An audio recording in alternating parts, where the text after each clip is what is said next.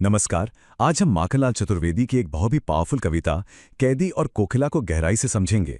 ये सिर्फ एक कविता नहीं है, बल्कि भारत के स्वतंत्रता संग्राम के दौरान जेल की दीवारों के पीछे से उठी एक ऐसी आवाज़ है जो हमें उस दौर की सच्चाई और दर्द से सीधे सीधे जोड़ देती है।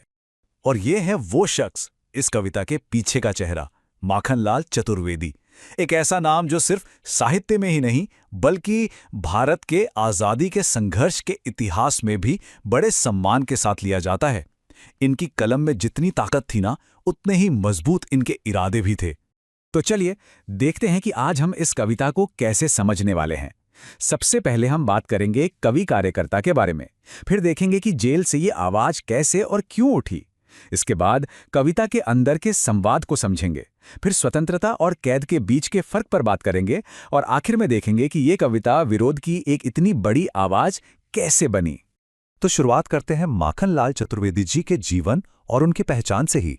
आखिर कौन थे वो, जिन्हें एक भारतीय आत्मा भी कहा जाता था? उनका जन्म हुआ 1889 में मध्य प्रदेश में।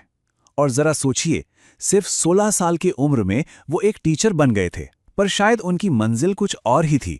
उन्होंने पढ़ाना छोड़ दिया और अपनी कलम को ही आज़ादी की लड़ाई का हथियार बना लिया, और फिर प्रभा और कर्मवीर जैसे बड़े राष्ट्रवादी अखबारों को एडिट किया। उन्हें एक भारतीय आत्मा के नाम से भी जाना जाता था। देखिए, वो सिर्फ एक कवि नहीं थे, बल्कि एक एक्टिविस्ट थे, एक स्वतंत्रता सेनानी जो अपने देश के लिए कई कई बार जेल गए। उनकी लेखनी और उनके काम दोनों में देशभक्ति की आग साफ दिखती है, और यही तजुर्बे, यही अनुभव उनकी कविताओं की जान बने, उनकी आत्मा बने। चलिए अब आगे बढ़ते हैं और उस माहौल को समझते हैं जिसमें ये कविता लिखी गई थी। वो दौर था ब्रिटिश हुकूमत का, और जगह थी एक अंधेरी सी जेल।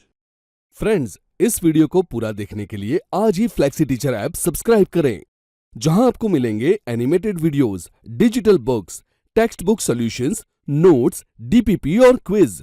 और हाँ, flexi teacher app mobile, TV और कंप्यूटर पर अवेलेबल है।